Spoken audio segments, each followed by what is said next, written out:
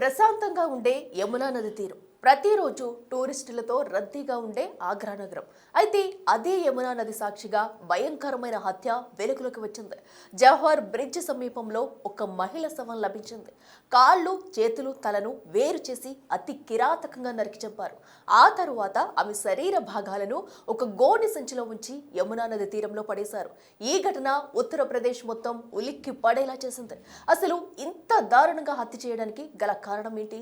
చనిపోయిన ఆ మహిళ ఎవరు? ఈ ఘటన ఎలా వెలుగులోకి వచ్చింది? దీని వెనుక ఉన్నది ఎవరు? ఇలాంటి ప్రశ్నలన్నిటికీ సమాధానం సీన్ టు సీన్ ఈ క్రైమ్ స్టోరీలో తెలుసుకుందాం. ఈ క్రైమ్ వెనుక ప్రేమ, అనుమానం, మోసం అనే 3 కోణాలు ఉన్నాయి. మృతురాలి పేరు మింకీ శర్మ. ఆమె వయసు 32 సంవత్సరాలు. ఆగ్రాలోని తేండి భగియా ప్రాంతంలో ఉంటూ సంజయ్ ప్లేస్లోని ఓ ప్రైవేట్ కంపెనీలో HR మేనేజర్గా పనిచేస్తుంది. అదే ఆఫీస్లో వినయ్ సింగ్ అనే వ్యక్తి కంప్యూటర్ ఆపరేటర్గా పనిచేస్తున్నారు. అతని వయసు 30 సంవత్సరాలు. ఒకే ఆఫీసులో పనిచేస్తుండడంతో ఇద్దరి మధ్య పరిచయం పెరిగింది. ఆ పరిచయం కాస్త ప్రేమగా మారింది.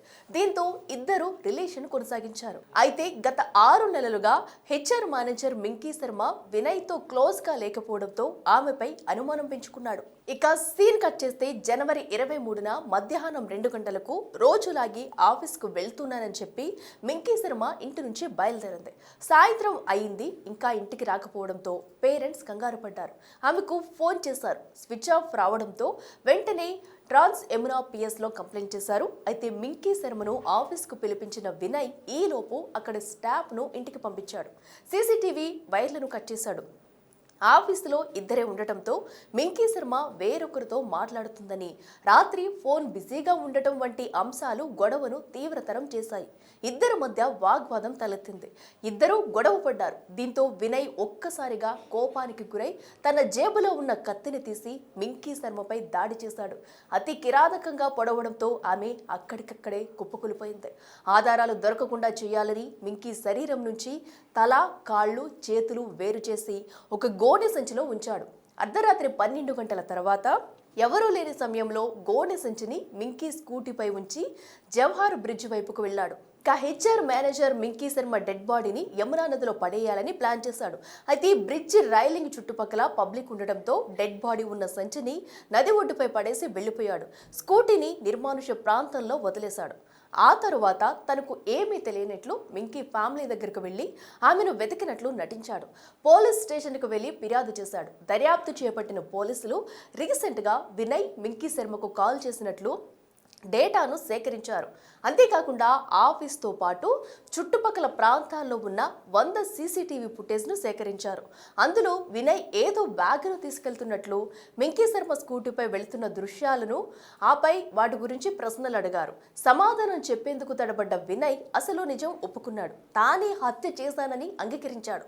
మర్డర్ తర్వాత ఆధారాలు మాయం చేయాలనే ఉద్దేశంతో వినయ్ అత్యంత క్రూరమైన ప్రణాళికలు అమలు చేశాడు.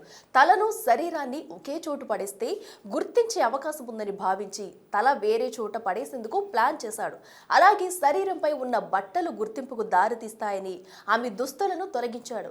హత్యకు ఉపయోగించిన కత్తి, దుస్తులను వేరే బ్యాగ్లో పెట్టాడు. మెడికల్ వేస్ట్ కోసం ఉపయోగించే నల్ల ప్లాస్టిక్ కవర్లో శరీరాన్ని పెట్టేందుకు ప్రయత్నించగా కాళ్లు సరిపోకపోవడంతో వాటిని కోసి మడిచి శరీరాన్ని బ్యాగ్లో పెట్టాడు. తలను ఒక సంచిలో, శరీరం, కాళ్లను మరో సంచిలో పెట్టాడు. ఈ విషయాన్ని పోలీసుల ముందు ఒప్పుకున్నాడు. దీంతో అతనిపై కఠిన చర్యలు తీసుకుంటామని పోలీసులు తెలిపారు. అయితే మింకీ శర్మ తల కోసం గాలింపు చేపడుతున్నాయి ప్రత్యేక బృందాలు. ఇలా అనుమానం కారణంగా దారుణానికి పాల్పడ్డ వినయ్ ప్రస్తుతం రిమాండ్లో ఉన్నాడు.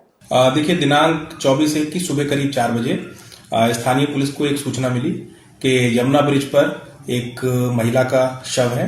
लोकल पुलिस जब वहां पर पहुंची तो वहां पर एक बोरे में महिला का शव मिला। तत्काल वो शव मॉर्चरी भेजा गया और मेरे द्वारा इसमें 5 टीमों को गठन किया गया जो इस शव की शिनाख्त करते हुए अग्रिम कार्रवाई करे।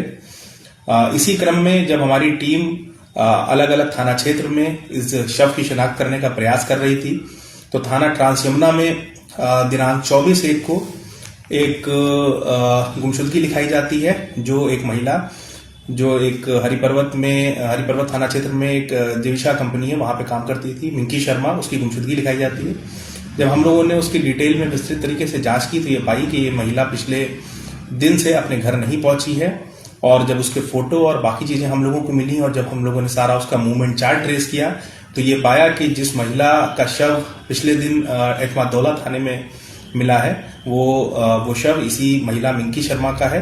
तत्काल गुमशुदगी को एफआईआर में पंजीकृत करते हुए एक मर्डर का मुकदमा उनके भाई की तहरीर पर तत्काल लिखा गया और इसमें जब विस्तृत तरीके से घटना के वर्कआउट के लिए टीमें लगी तो उन्होंने पाया कि मिंकी शर्मा के साथ काम करने वाला एक युवक जिसका नाम विनय सिंह है, जो इनके साथ पिछले 2 साल से काम करता था और कुछ इनकी आपस में अनबन हुई। अनबन होने के बाद ये मिंकी से शादी करना चाहता था। मिंकी उस शादी को रेजिस्ट कर रही थी और उस दिन जब ये अपने ऑफिस आई तो ऑफिस आने के बाद उस व्यक्ति ने, विनय सिंह ने, इसकी निर्ममता से हत्या कर दी।